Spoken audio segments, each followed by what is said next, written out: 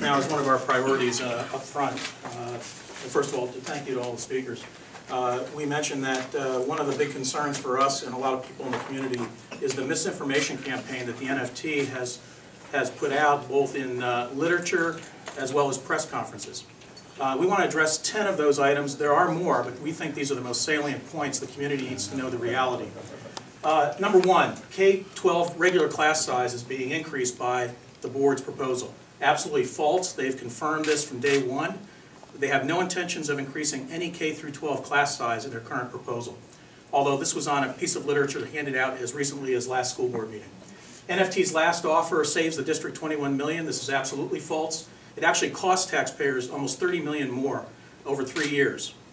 NFT healthcare fixed 8% premium contribution saves the district money. It absolutely does not save the district money. It costs us money since it doesn't rise with inflation. It's a fixed number for 3 years. And it invokes something called the Me Too clause, which makes every other employee of the district also pay 8% versus the 15% they're paying now. It actually costs us a couple $1 million over 3 years. NFT is working without a contract. A lot of people think the contract expires. No, they're working under 100% of the terms of the contract that you heard has bankrupted our district. The only thing they don't get is raises and step movement. Over the past 3 years, they've been without a renegotiated contract. So they are working under the current contract terms. The Neshaminy School Board refuses to negotiate. This is the most absurd of the myths we hear.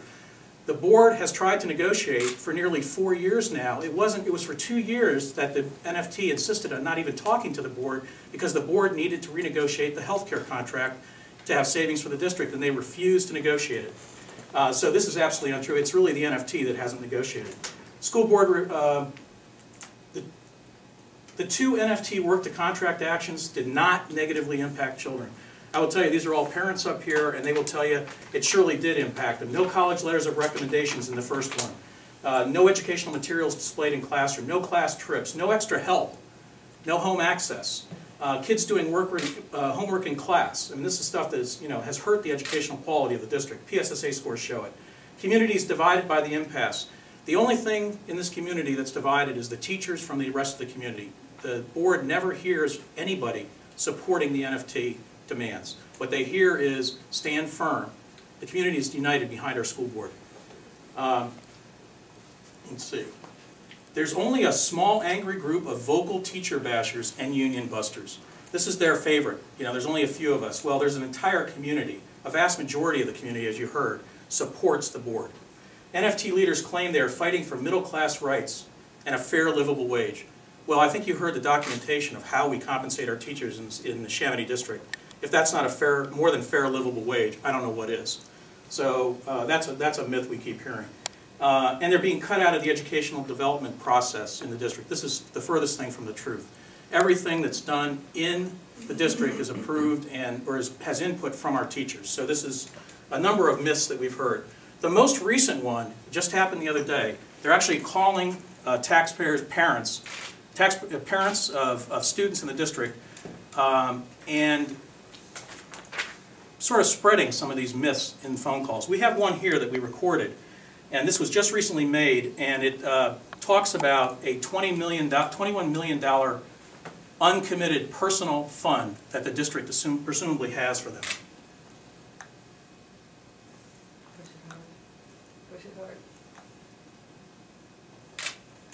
This is our first technical glitch. It's sinking. Well, I need the owner of this to come over then. Yeah, you don't want him heading a race. Right. Put the mic on it. Yeah, you can leave the mic right on the chair. The owner's touch. You have one old message. Tuesday, 4:27 p.m. Hi, this is Bill, and I teach at the Quincy Middle School in the Neshaminy School District, and we're getting calls to residents of our community just to make you aware of the progress that's going on in the negotiations between the school board and the teachers.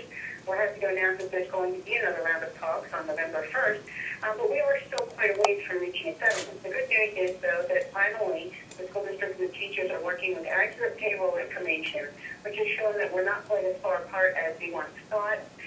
The district actually has $21 million in uncommitted personal funds, and our agreement as teachers to contribute toward our health care has brought us a lot closer together than we originally thought. We're asking the community to help support this effort to get the negotiations completed by contacting the school board, because at this point, honestly, teachers want to be able to get back to the job that they love, which is teaching. So if you'd like more information, you can contact nftcommunity.com. Thank you for your support. Good night. So we'd like to know, what has the NFT been doing if they haven't been teaching the last year? If they're getting back to teaching, they need a new contract to get back to teaching? That's an interesting line. But the bigger one in there is the $21 million in uncommitted personal funds. The school board just released a press statement about 2 hours ago indicating that they have no idea what they're talking about. There's no such thing as a $21 million uncommitted personal fund in the district. So this is the kind of propaganda the NFT has been spreading around our community with no basis in fact. The board will tell you we have a reserve fund that's roughly $11 million, and that is committed funds. Part of it's being used for PSERS, which is the retirement fund, and part of it was used to balance the budget this year. So those funds are tend to be, by state recommendations, recommended to be about 8% of your overall budget. So we're right in line with that. So what they're telling our parents is incorrect, and to say that we're close in terms of negotiating a contract is absolutely false. They're still very, very far apart. So with that, I'll conclude, and we'll open up for questions.